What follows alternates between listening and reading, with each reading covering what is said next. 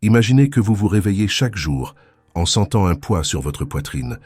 Vous vous préparez à affronter une autre journée de bataille silencieuse avec cette personne qui semble avoir le don d'aspirer toute votre énergie. Il peut s'agir d'un collègue toxique, d'un membre de la famille manipulateur ou même d'un patron qui n'est jamais satisfait. Vous êtes-vous déjà demandé combien d'opportunités, de moments de joie et de tranquillité d'esprit vous avez manqué à cause de ces interactions épuisantes? Je te comprends. J'ai été dans cet endroit sombre où chaque interaction ressemblait à une épreuve. La frustration, la colère, le sentiment d'impuissance, je connaissais chacun d'eux intimement. Et si je vous disais qu'il existe un chemin vers la libération, un chemin qui ne dépend pas du changement des autres, mais du renforcement de soi?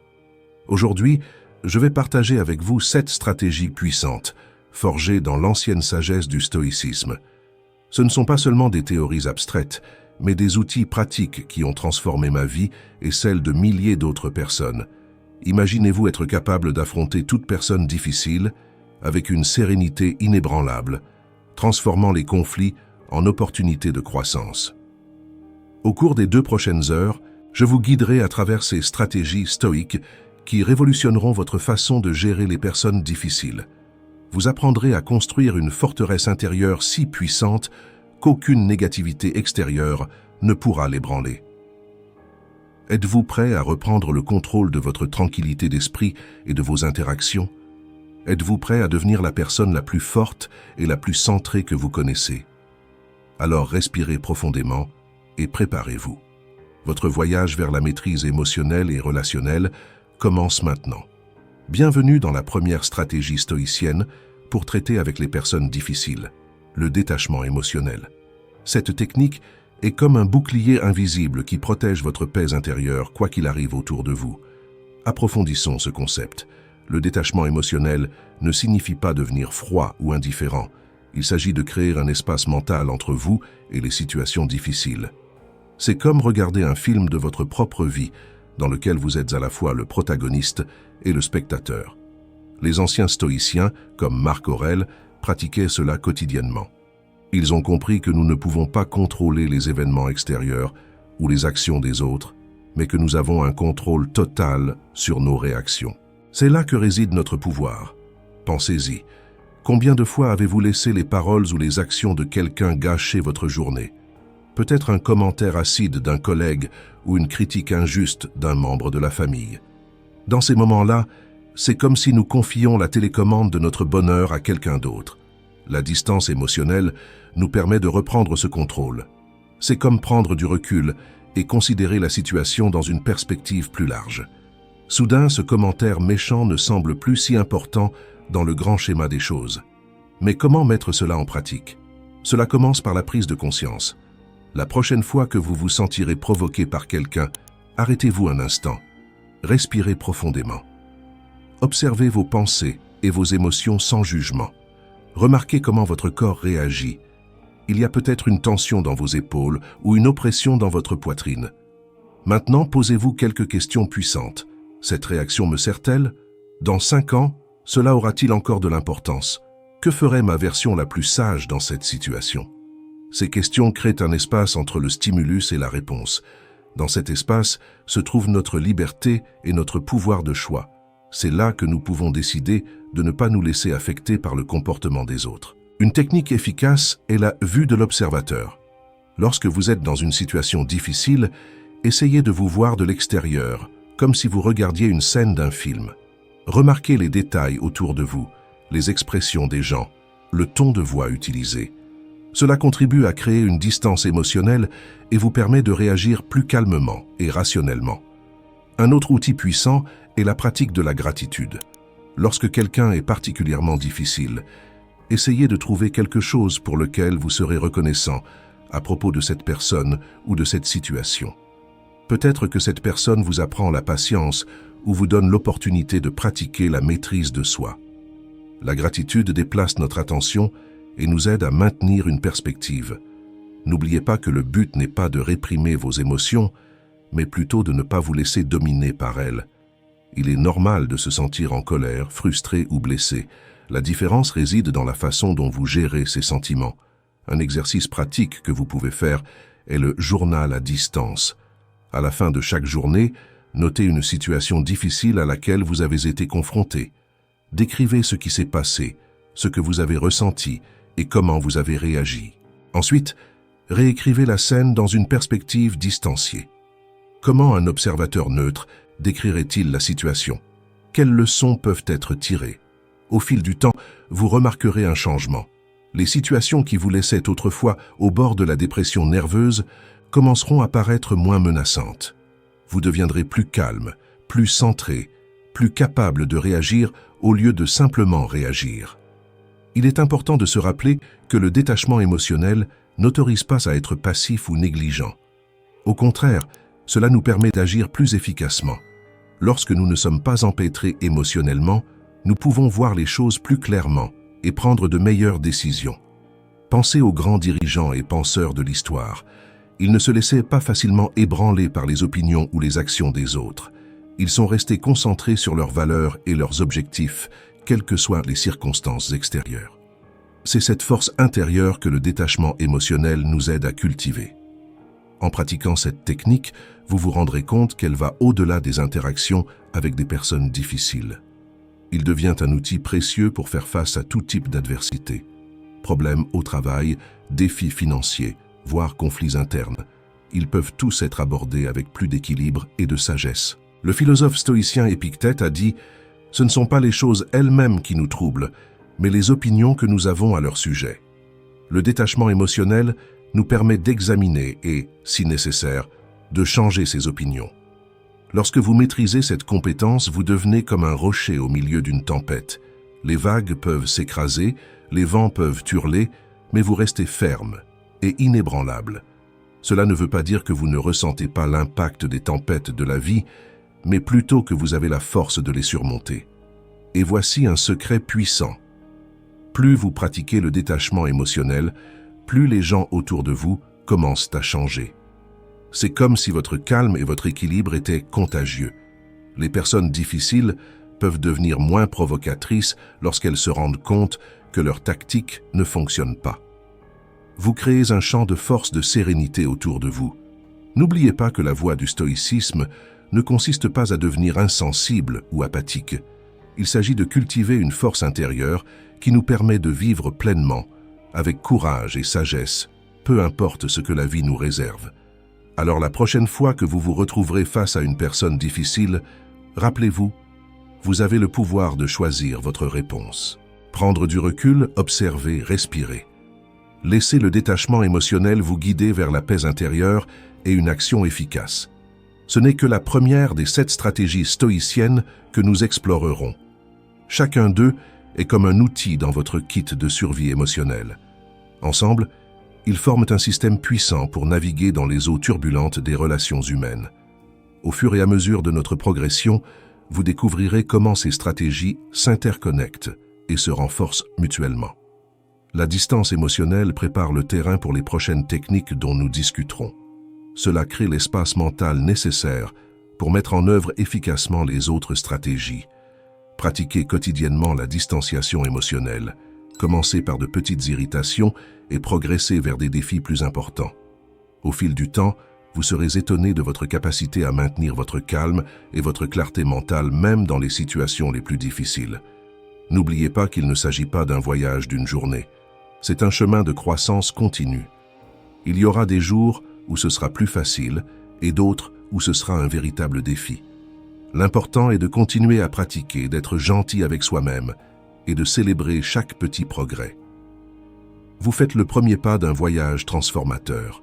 Un voyage qui vous mènera non seulement à mieux gérer les personnes difficiles, mais aussi à une compréhension plus profonde de vous-même et du monde qui vous entoure. Restez fort, curieux et ouvert aux leçons que chaque défi apporte. Dans la partie suivante, nous explorerons comment l'empathie active peut être un outil puissant pour désarmer même les personnes les plus difficiles. Préparez-vous à découvrir comment comprendre les autres peut être la clé pour maintenir votre propre paix intérieure. 2. Empathie active. L'empathie active est un outil puissant dans l'arsenal stoïcien pour traiter avec les personnes difficiles. Contrairement à la sympathie, qui peut nous amener à nous perdre dans les émotions des autres, l'empathie active nous permet de comprendre profondément les autres sans perdre notre propre stabilité émotionnelle. Cette stratégie part du principe stoïcien selon lequel tous les êtres humains sont fondamentalement égaux et interconnectés. Comme l'écrivait Marc Aurèle, nous sommes faits l'un pour l'autre. Lorsque nous sommes confrontés à quelqu'un qui nous défie, il est facile d'oublier cette vérité fondamentale et de considérer cette personne comme un ennemi ou un obstacle. L'empathie active nous invite à aller plus loin et à vraiment essayer de comprendre ce qui motive le comportement difficile de cette personne. Non pas pour justifier des actions négatives, mais pour avoir une perspective plus large et réagir plus efficacement. Commencez par observer attentivement. Faites attention non seulement aux mots, mais aussi au langage corporel, au ton de la voix et aux expressions faciales. Souvent, un comportement difficile est un appel à l'aide déguisé. Peut-être que cette personne traverse une période difficile à la maison ou qu'elle a de profondes insécurités qui se manifestent par de l'agressivité. Posez des questions sincères et écoutez activement, non pas pour contre-argumenter ou se défendre, mais pour vraiment comprendre. Renseignez-vous sur les préoccupations de cette personne, ses défis, ses espoirs. Vous pourriez être surpris de ce que vous découvrirez. Une technique puissante consiste à essayer de vous mettre à la place de cette personne. Imaginez-vous vivre sa vie avec ses expériences, ses peurs, ses limites. Comment te sentirais-tu? Comment agiriez-vous? Cela ne signifie pas être d'accord avec les comportements négatifs, mais cela peut vous aider à comprendre d'où ils viennent. L'empathie active implique également de reconnaître et de valider les sentiments d'autrui, même lorsque nous ne sommes pas d'accord avec ses actions. Des phrases telles que « je peux comprendre pourquoi vous ressentez cela » ou « cette situation doit être difficile à gérer » peuvent désamorcer les tensions et ouvrir un espace pour un dialogue plus constructif. N'oubliez pas que l'empathie n'est pas une faiblesse. Les stoïciens valorisaient la force intérieure, et la véritable force vient de la compréhension et non de la confrontation aveugle. En pratiquant une empathie active, vous ne cédez ni ne vous soumettez, vous obtenez un avantage stratégique. Cette approche peut transformer des dynamiques difficiles. Souvent, lorsque les gens se sentent vraiment entendus et compris, leur défense diminue. Les comportements difficiles peuvent diminuer lorsque le besoin sous-jacent d'attention ou de validation est satisfait. Un exercice pratique est le journal d'empathie. Après une interaction stimulante, prenez quelques minutes pour écrire sur l'expérience du point de vue de l'autre personne. Que pourrait-elle ressentir? Quelles pourraient être ses motivations tacites? Cet exercice entraîne votre muscle d'empathie et peut révéler des idées surprenantes. L'empathie active nous aide également à garder une perspective. Lorsque nous comprenons qu'un comportement difficile vient souvent d'un lieu de douleur ou de peur, il devient plus facile de ne pas prendre les choses personnellement. Cela correspond parfaitement au principe stoïcien consistant à se concentrer uniquement sur ce qui est sous notre contrôle. Cependant, il est crucial de maintenir des limites saines. L'empathie ne signifie pas devenir un paillasson ou tolérer des abus. Les stoïciens valorisaient autant la justice que la compassion. L'empathie active nous permet de répondre avec fermeté et gentillesse, en établissant des limites claires lorsque cela est nécessaire. En pratiquant l'empathie active, vous remarquerez un changement non seulement dans vos interactions difficiles, mais dans toutes vos relations. Vous deviendrez un meilleur auditeur, un communicateur plus efficace et un résolveur de problèmes plus compétent. Cette compétence peut également être appliquée à des groupes et à des situations plus larges. Dans un environnement de travail tendu, par exemple, pratiquer une empathie active peut aider à identifier les racines des conflits et à trouver des solutions qui profitent à tous. L'empathie active nous connecte à notre humanité commune. Dans les moments les plus difficiles, elle nous rappelle que la personne difficile devant nous est comme nous, un être humain qui lutte pour trouver le bonheur et éviter la souffrance. En maîtrisant cette stratégie, vous devenez non seulement plus apte à traiter avec des personnes difficiles, mais vous cultivez également une compréhension plus profonde de la nature humaine. Ceci, à son tour, alimente votre propre sagesse et votre croissance personnelle. La pratique constante d'une empathie active peut conduire à des transformations surprenantes.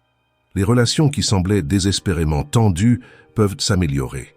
Des conflits apparemment insolubles peuvent trouver des solutions inattendues. Et surtout, vous découvrirez en vous une source de force et de sérénité. N'oubliez pas que l'empathie active n'est pas une technique de manipulation, mais une véritable forme de connexion humaine. Il est basé sur la croyance stoïcienne selon laquelle nous faisons tous partie d'un tout plus vaste et qu'en comprenant les autres, nous nous comprenons mieux nous-mêmes et le monde.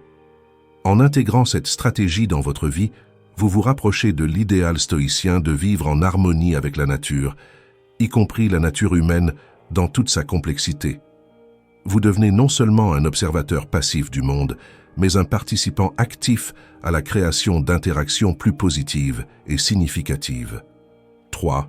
Focus non présent. Se concentrer sur le présent est une stratégie stoïcienne fondamentale pour traiter avec des personnes difficiles. Cette technique nous ancre dans le moment présent, nous évitant de nous perdre dans les inquiétudes du passé ou dans les angoisses du futur. Les stoïciens, comme Marc Aurèle, ont souligné l'importance de vivre dans le présent. Ils ont compris que le seul moment où nous avons vraiment le pouvoir est le présent. Lorsqu'on a affaire à une personne difficile, il est facile de se perdre dans les pensées des interactions passées ou dans les craintes concernant les conflits futurs. Cela ne fait qu'amplifier notre stress et nous rend moins capables de réagir efficacement. S'entraîner à se concentrer sur le présent commence par la prise de conscience. Lorsque vous vous trouvez dans une situation difficile, faites une pause mentale. Respirez profondément et portez votre attention sur ce qui se passe en ce moment. Que vois-tu? Qu'entends-tu? Comment se sent votre corps? Cette pratique simple peut interrompre les schémas de pensée négatifs et apporter de la clarté à la situation. Une technique puissante est le scan corporel. Au cours d'une interaction difficile, effectuez une analyse mentale rapide de votre corps en remarquant où vous maintenez l'attention. Non seulement cela vous ramène au moment présent, mais cela vous aide également à vous détendre physiquement, ce qui peut calmer votre esprit. Se concentrer sur le présent nous permet également d'observer la situation de manière plus objective. Au lieu de vous perdre dans des histoires sur ce que la personne fait toujours ou sur ce qui pourrait arriver, vous pouvez voir clairement ce qui se passe réellement maintenant. Cela révèle souvent que la situation n'est pas aussi désastreuse que notre esprit voudrait nous le faire croire. De plus, être pleinement présent nous permet de répondre de manière plus authentique et plus efficace. Au lieu de réagir en fonction de schémas habituels ou de peurs futures, nous pouvons choisir notre réponse en fonction de ce que la situation actuelle exige réellement. Une pratique précieuse est la minute de pleine conscience. Avant d'entrer dans une situation potentiellement difficile, prenez une minute pour vous recentrer sur le présent. Concentrez-vous sur votre respiration, sentez vos pieds sur terre, observez vos pensées sans vous y attacher. Ce bref exercice peut changer complètement votre approche de l'interaction. Se concentrer sur le présent nous aide également à ne pas nous accrocher aux offenses passées. Nous portons souvent le poids des interactions précédentes dans de nouvelles situations, ce qui peut rendre les choses plus difficiles qu'elles ne devraient l'être. En nous concentrant uniquement sur le moment présent, nous nous donnons, ainsi qu'à l'autre, une chance de prendre un nouveau départ. Cette stratégie est particulièrement utile face à des critiques ou des commentaires négatifs. Au lieu de vous perdre dans des pensées défensives ou anxieuses, restez présent. Écoutez attentivement sans juger ni réagir immédiatement. Cette approche permet souvent de répondre de manière plus calme et constructive. S'entraîner à se concentrer sur le présent peut également transformer des tâches désagréables en opportunités de croissance. Si vous devez interagir régulièrement avec une personne difficile, au lieu de drainer votre énergie en redoutant ces moments, traitez chaque interaction comme un exercice de présence et de maîtrise de soi. Une technique efficace consiste à utiliser des ancres pour rester présent. Il peut s'agir d'un objet physique que vous touchez, d'un mot que vous répétez dans votre esprit, ou même d'une posture corporelle spécifique. Utiliser cette ancre lors d'interactions difficiles peut vous aider à rester centré et présent. N'oubliez pas que se concentrer sur le présent ne signifie pas ignorer le passé ou ne pas planifier l'avenir. Il s'agit de ne pas laisser les inquiétudes concernant d'autres moments interférer avec votre capacité à gérer efficacement le moment présent. En mettant en pratique cette stratégie, vous remarquerez un changement significatif dans la façon dont vous vivez les interactions difficiles. Au lieu de vous sentir dépassé ou anxieux, vous vous sentirez plus capable de gérer ces situations avec calme et clarté. Se concentrer sur le présent peut également améliorer votre capacité à faire preuve d'empathie. Lorsque vous n'êtes pas absorbé par vos propres pensées sur le passé ou le futur, vous pouvez être plus conscient des signaux subtils que l'autre personne envoie à ce moment-là. Cette pratique s'étend au-delà des interactions difficiles. Cultiver l'habitude de vivre dans le présent peut améliorer votre qualité de vie globale en réduisant le stress et en augmentant votre appréciation des moments positifs. N'oubliez pas que, comme l'enseignaient les stoïciens, le présent est le seul moment où nous pouvons véritablement agir.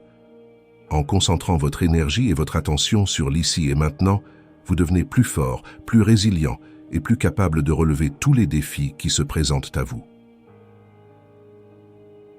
4. Pratiquer la vertu. Pratiquer la vertu est une stratégie stoïcienne centrale pour traiter avec les personnes difficiles. Les stoïciens identifiaient 4 vertus cardinales: la sagesse, la justice, le courage et la maîtrise de soi. Ces vertus constituent la base d'actions éthiques et d'une vie bien vécue, en particulier dans les situations difficiles. La sagesse, dans le contexte stoïcien, implique le discernement et le bon jugement. Face à une personne difficile, la sagesse nous guide pour comprendre clairement la situation, sans nous laisser emporter par des émotions impulsives. Cela signifie évaluer le contexte, prendre en compte les motivations de l'autre personne et choisir la réponse la plus appropriée. La justice, pour les stoïciens, ne concerne pas seulement les lois, mais aussi le traitement des autres avec équité et respect. Même face à une personne difficile, la vertu de justice nous rappelle de maintenir notre intégrité et de traiter cette personne avec dignité. Cela ne signifie pas tolérer un comportement abusif, mais plutôt réagir de manière équitable et éthique. Le courage, au sens stoïcien, n'est pas l'absence de peur, mais la capacité d'agir correctement malgré la peur. Face à des personnes difficiles, le courage nous permet de faire face aux conflits nécessaires, d'exprimer nos opinions avec assurance et de maintenir nos limites, même lorsque cela est inconfortable. La maîtrise de soi ou tempérance est cruciale face aux provocations. Cette vertu nous permet de réguler nos émotions et nos réactions, nous évitant ainsi de sombrer au niveau d'un comportement inapproprié. La maîtrise de soi nous donne le pouvoir de choisir nos réponses plutôt que de réagir de manière impulsive. Pratiquer ces vertus dans des situations difficiles n'est pas facile, mais c'est transformateur. Commencez par identifier la vertu que vous avez le plus besoin de développer dans vos interactions stimulantes. Peut-être avez-vous besoin de plus de courage pour prendre position ou de plus de maîtrise de soi pour ne pas perdre votre sang-froid. Une technique efficace est la répétition mentale. Avant une interaction potentiellement difficile, visualisez-vous agissant avec les 4 vertus. À quoi ressemblerait une réponse avec sagesse, justice, courage et maîtrise de soi? Cet exercice prépare votre esprit à agir vertueusement lorsque la situation réelle se présente. Une autre pratique puissante est le journal de vertu. À la fin de chaque journée, réfléchissez à vos interactions. Où as-tu fait preuve de vertu? Où auriez-vous pu agir davantage, conformément aux principes stoïciens? Cette habitude favorise la conscience de soi et une croissance constante. N'oubliez pas qu'agir vertueusement ne signifie pas être passif ou permissif. Parfois, l'action la plus vertueuse consiste à fixer des limites fermes, voire à mettre fin à une relation toxique. La clé est de le faire d'une manière qui correspond à vos valeurs éthiques. Pratiquer la vertu sert également de bouclier contre le comportement négatif des autres. Lorsque vous agissez constamment avec intégrité, les actions des personnes difficiles ont moins de pouvoir sur vous. Vous trouvez la force dans votre propre caractère et non dans l'approbation ou le comportement des autres. Un exercice précieux est le défi de la vertu. Choisissez une vertu sur laquelle vous concentrez chaque semaine. Au cours de cette semaine, recherchez des occasions spécifiques de pratiquer cette vertu dans vos interactions, notamment avec les personnes difficiles. Cela transforme chaque défi en une opportunité de croissance. En intégrant ces vertus dans votre vie, vous remarquerez un changement non seulement dans la façon dont vous traitez les personnes difficiles, mais dans tous les aspects de votre existence. Vous deviendrez plus résilient, plus respecté et plus en paix avec vous-même. Pratiquer la vertu peut également inspirer le changement chez ceux qui vous entourent. En modélisant systématiquement un comportement éthique et vertueux, Vous établissez une nouvelle norme en matière d'interaction. Certaines personnes difficiles peuvent commencer à réagir de manière plus positive lorsqu'elles sont confrontées à votre intégrité constante. N'oubliez pas que l'objectif n'est pas la perfection, mais le progrès continu. Il y aura des moments où vous ne parviendrez pas à respecter ces idéaux. L'important est de reconnaître ces échecs, d'en tirer des leçons et de continuer à s'efforcer de s'améliorer. La pratique de la vertu nous relie à quelque chose de plus grand que nous-mêmes. Les stoïciens considérèrent la vertu comme un alignement avec l'ordre naturel de l'univers. En agissant vertueusement, même face aux défis, vous vivez en harmonie avec votre nature la plus élevée. Cette approche nous libère également du besoin de contrôler les autres ou les circonstances extérieures. Notre attention se tourne vers la seule chose que nous pouvons réellement contrôler, nos propres actions et attitudes. En cultivant ces vertus, vous devenez non seulement plus apte à gérer les personnes difficiles, mais vous devenez également une personne meilleure, plus forte et plus sage. Vous développez une force intérieure qu'aucune circonstance extérieure ne peut ébranler. 5. Accepter ce qui ne peut pas être modifié. Accepter ce qui ne peut pas être changé est une stratégie stoïcienne fondamentale pour traiter avec des personnes difficiles. Ce principe, connu sous le nom de amor fati ou amour du destin, nous apprend à accepter la réalité telle qu'elle est, y compris les personnes et les situations difficiles que nous rencontrons. Cette acceptation n'est pas une résignation passive, mais une position active et puissante. Lorsque nous acceptons que nous ne pouvons pas changer le comportement d'une autre personne, nous libérons une énorme quantité d'énergie mentale et émotionnelle. Au lieu de lutter contre la réalité, nous pouvons nous concentrer sur notre réponse. Commencez par reconnaître ce qui échappe à votre contrôle. Le comportement, les opinions et les actions des autres entrent dans cette catégorie. Vous ne pouvez pas forcer quelqu'un à être gentil, compréhensif ou raisonnable. La seule chose que vous pouvez contrôler, c'est la façon dont vous réagissez face à ces personnes. Une technique pratique est l'exercice de distinction. Face à une personne difficile, faites une liste mentale ou écrite de ce que vous pouvez et ne pouvez pas contrôler dans la situation. Cela clarifie où vous devez concentrer vos efforts et ce que vous devez accepter. L'acceptation ne signifie pas approuver les comportements négatifs. Vous pouvez accepter que quelqu'un soit difficile sans l'aimer, ou vous pouvez laisser ce comportement se poursuivre sans conséquence. L'acceptation consiste à reconnaître la réalité afin que vous puissiez réagir efficacement. Entraînez-vous à dire « c'est comme ça ». Lorsque vous rencontrez un comportement difficile, dites-vous ceci. Cette simple déclaration peut aider à briser le cycle de résistance et de frustration, vous permettant ainsi de voir la situation plus clairement. L'acceptation implique également d'abandonner le désir que les choses ou les personnes soient différentes. Souvent, nous souffrons non pas à cause de la réalité, mais à cause du décalage entre la réalité et nos attentes. Ajuster ces attentes peut apporter une paix profonde. Une pratique puissante consiste à trouver des opportunités de croissance dans des situations difficiles. Demandez-vous, que puis-je apprendre de cette personne ou de cette situation? Peut-être qu'elle vous apprend la patience, la compassion ou l'assurance. Cette perspective transforme les défis en opportunités de développement personnel. N'oubliez pas qu'accepter ne signifie pas abandonner. Vous pouvez toujours travailler pour améliorer les situations ou fixer des limites saines. La différence est que vous faites cela à partir d'un lieu d'acceptation de la réalité actuelle et non de résistance à celle-ci. Les exercices de renversement peut être utile. Imaginez ce que ce serait si vous acceptiez pleinement la situation difficile au lieu d'y résister. En quoi cela changerait-il votre expérience? La résistance provoque souvent plus de souffrance que la situation elle-même. Pratiquez la gratitude même dans les situations difficiles. Essayez de trouver quelque chose pour lequel être reconnaissant face à la personne ou à la situation difficile. Cela vous donne peut-être l'occasion de pratiquer la maîtrise de soi ou de vous apprendre quelque chose sur vous-même. L'acceptation nous libère également du ressentiment. Lorsque nous acceptons que les gens sont tels qu'ils sont, nous cessons de porter le poids de l'amertume parce qu'ils ne répondent pas à nos attentes. Utilisez la technique de l'observation sans jugement. Lorsque vous interagissez avec une personne difficile, essayez d'observer son comportement sans le qualifier de bon ou de mauvais. Cette pratique de pleine conscience peut aider à créer une distance émotionnelle saine. N'oubliez pas que l'acceptation ne signifie pas que vous devez rester dans des situations dangereuses. Parfois, l'acceptation nous amène à reconnaître que nous devons nous éloigner de certaines personnes ou de certains environnements.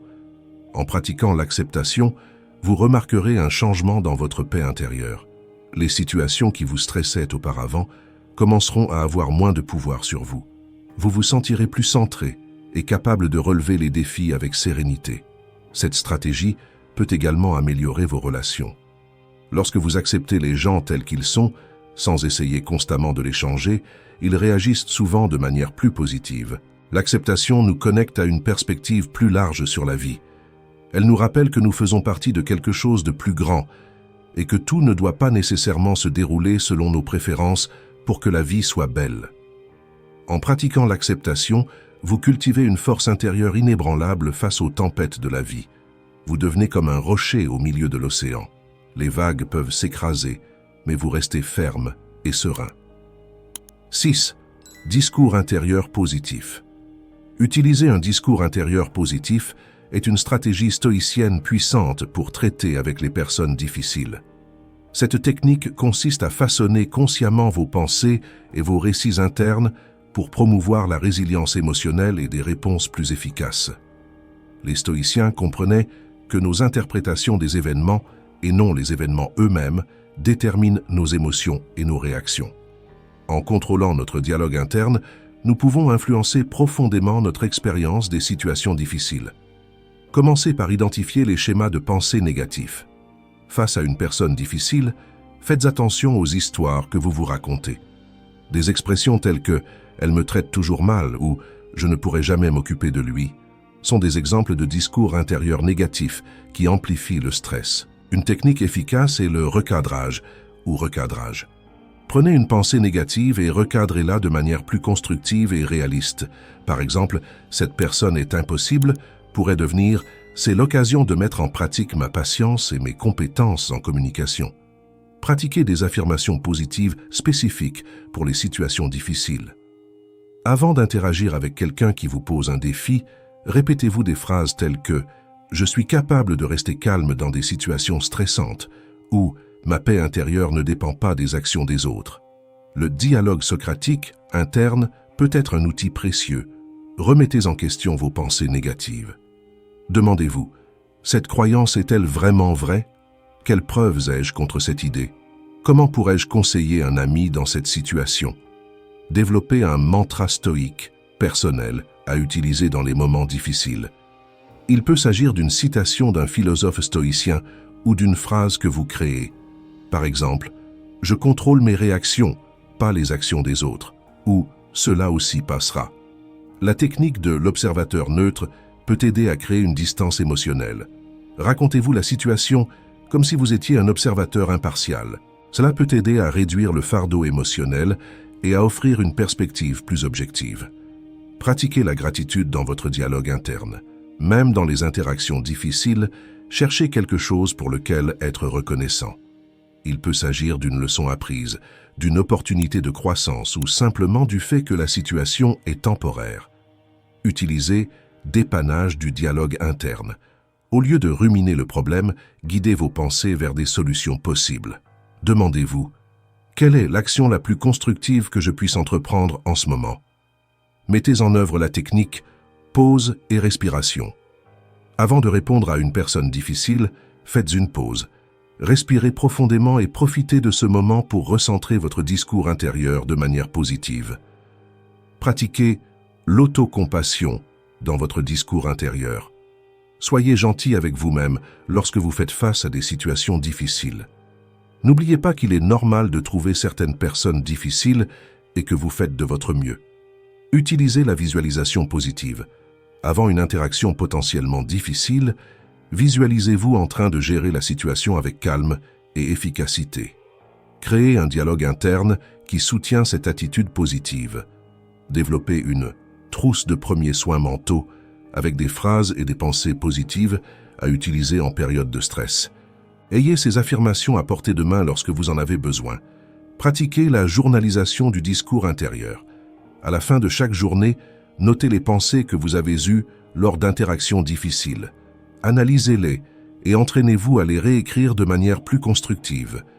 N'oubliez pas que changer les schémas de pensée prend du temps et une pratique constante. Soyez patient avec vous-même et célébrez les petits progrès. Au fur et à mesure que vous maîtriserez votre discours intérieur, vous remarquerez un changement significatif dans la façon dont vous vivez les interactions difficiles. Les situations qui semblaient autrefois accablantes commenceront à paraître plus gérables. Cette pratique améliore non seulement votre capacité à gérer des personnes difficiles, mais elle augmente également votre résilience globale et votre bien-être émotionnel. Vous devenez l'auteur de votre propre récit interne plutôt que d'être victime de pensées automatiques négatives. Rappelez-vous, comme le disait Épictète, ce ne sont pas les choses elles-mêmes qui nous troublent, mais les opinions que nous avons à leur sujet. En maîtrisant votre discours intérieur, vous acquérez le pouvoir de choisir vos réponses émotionnelles et comportementales, quel que soit le comportement des autres. 7. Cultivez la gratitude. Cultiver la gratitude est une stratégie stoïcienne puissante pour traiter avec des personnes difficiles. Cette pratique transforme notre perspective, nous permettant de trouver de la valeur même dans les situations les plus difficiles. La gratitude, dans le contexte stoïcien, ne consiste pas seulement à apprécier les bonnes choses, mais aussi à reconnaître le potentiel de croissance dans les expériences difficiles. Lorsque nous avons affaire à des personnes compliquées, la gratitude peut être un outil transformateur. Commencez par pratiquer l'exercice d'inversion. Imaginez à quoi ressemblerait votre vie sans cette personne difficile. Quelles leçons ou opportunités de croissance manqueriez-vous? Cela pourrait révéler des avantages inattendus de la situation actuelle. Tenez un journal de gratitude axé sur les interactions difficiles. Après chaque rencontre difficile, écrivez 3 choses pour lesquelles vous pouvez être reconnaissant dans cette situation. Il peut s'agir de leçons apprises, de compétences mises en pratique ou de connaissances acquises.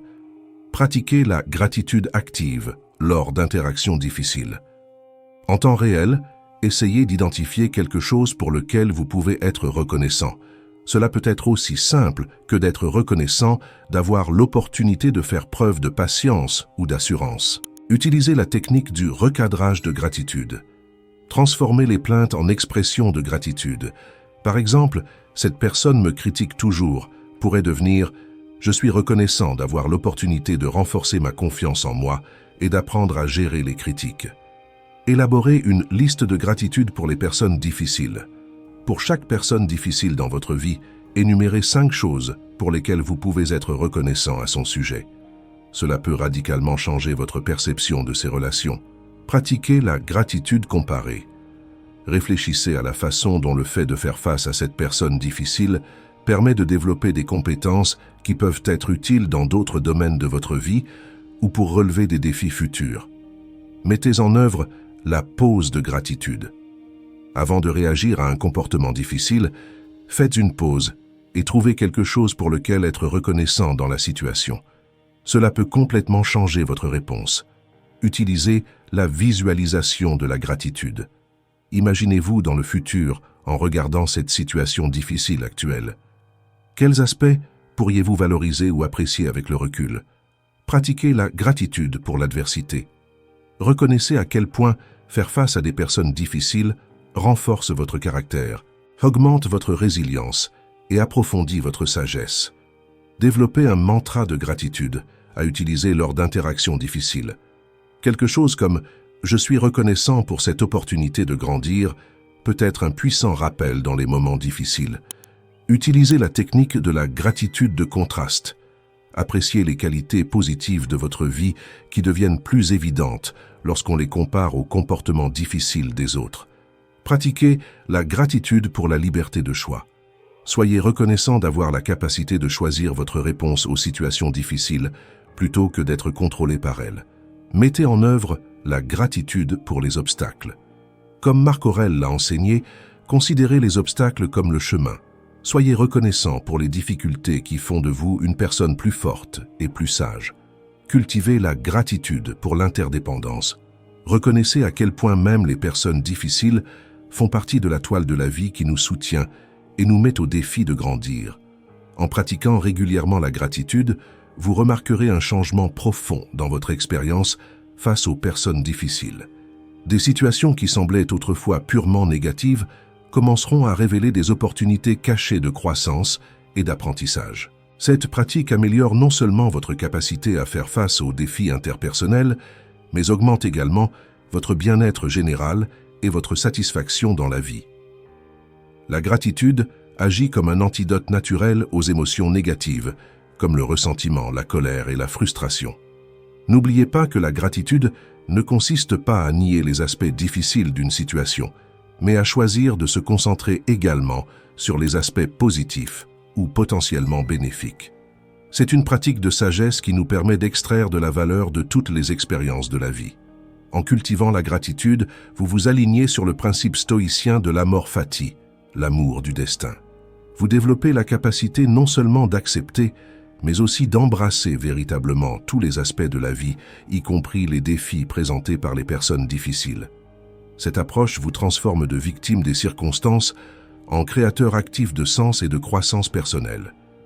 Chaque interaction difficile devient une opportunité de pratiquer la vertu, de développer sa force intérieure et d'approfondir sa sagesse.